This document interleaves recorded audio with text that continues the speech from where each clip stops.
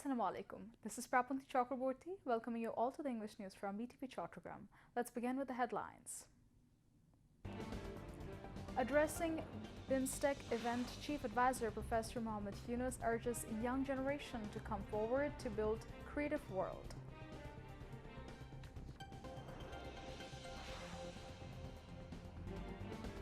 "22 out of 38 political parties expressed views in National Consensus Commission so far.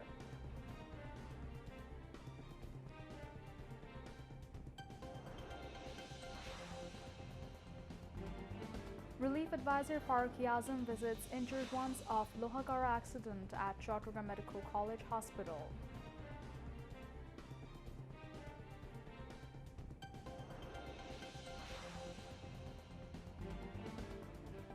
Trump's decision to impose new tariffs on all goods entering USA major blow to world economy, says European Commission Chief Ursula von der Leyen.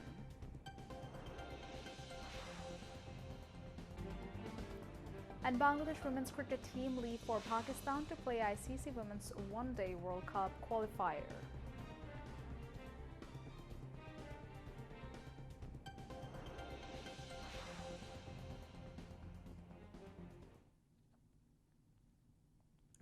Viewers, those were the headlines. Now moving on to the details.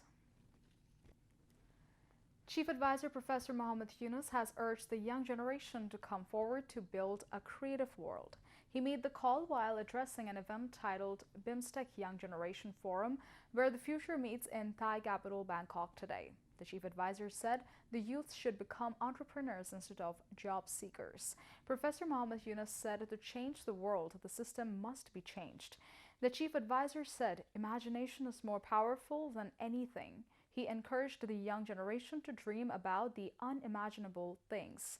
Highlighting the importance of social business, the chief advisor said there is no alternative to social business to change the society. Regarding 3-0, Professor Yunus said that if the world is to move forward, zero carbon emissions, zero poverty, and zero unemployment must be emphasized. This is again, you're challenging the system to change the world. You cannot create a world with the same system. If you want to change the world, you have to change the system. There's no other option for you, no matter how you argue with it. If you go by the same road, you'll always get to the same destination. If you want to go to a new destination, you have to build a new road. We said, if you are a Grameen Bank borrower, first thing we do, you must have a toilet. And we lend you money to build the toilet. They said, well, how do we pay it back? Don't worry. You pay a tiny, tiny little bit. So small that it doesn't bother you anymore. But over years, you'll pay us back the entire amount. So we built a company to produce toilet and install in every single house, the Grameen Bank family house.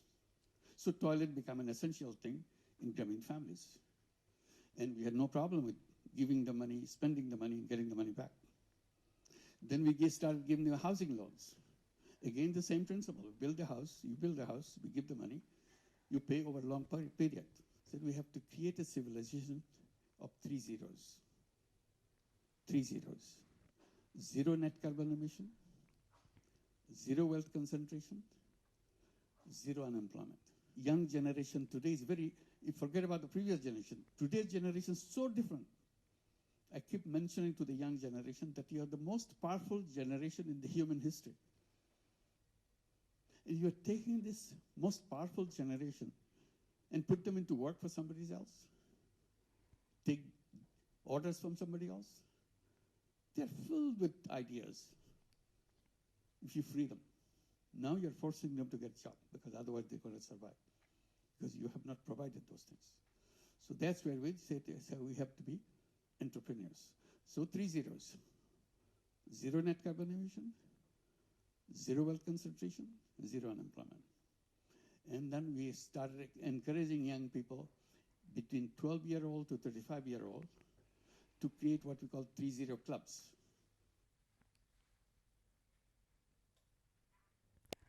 The National Consensus Commission is negotiating with political parties for reforms in various areas to implement the aspirations of the July uprising. 22 political parties have expressed their views so far out of total of 38 political invited. The Consensus Commission said it is satisfied with the way the dialogue has started and it is possible to formulate the July Charter within the stipulated time. Analysts said that although there are differences in different areas, it is important for political parties to agree to fulfill the aspirations of the people. The National Consensus Commission has submitted 166 recommendations of the Constitution, election system, anti-corruption, judiciary, and the Public Administration Reforms Commission in the form of a spreadsheet and sought opinions from the political parties. The rest will give their opinion after Eid. The Consensus Commission has already held dialogues with 4 political parties. However, there are disagreements among the political parties who have expressed their opinion in the Consensus Commission. The BNP is against the Gaunapur elections. Jamaat-e-Islami wants a proportional election.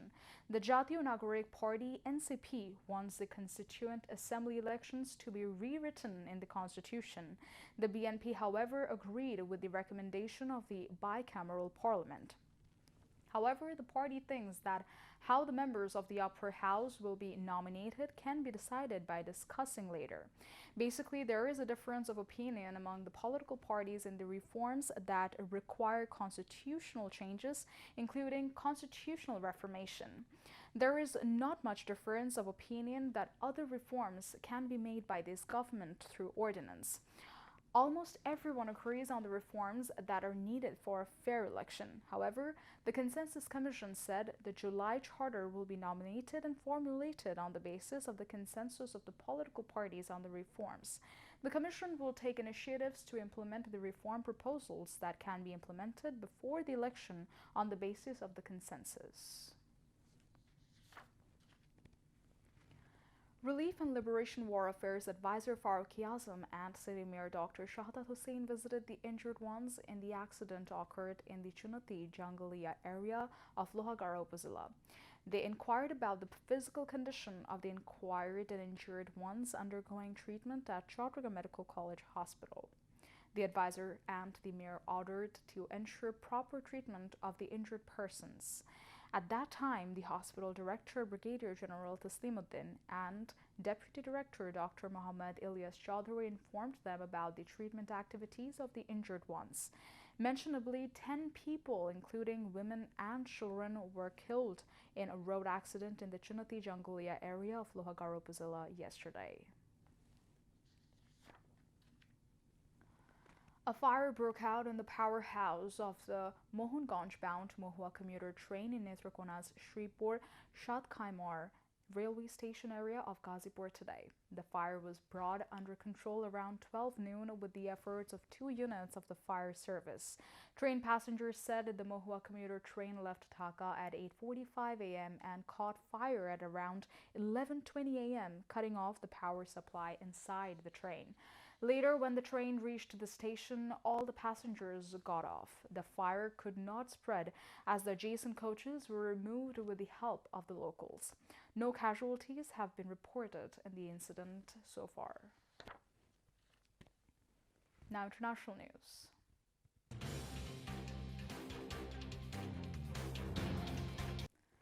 European Commission Chief Ursula von der Leyen said Donald Trump's decision to impose new tariffs on all goods entering the United States is a major blow to the world economy. Her comments echoed those of a number of other countries, including China, which has expressed its opposition to the move and has warned it will take resolute countermeasures against the U.S.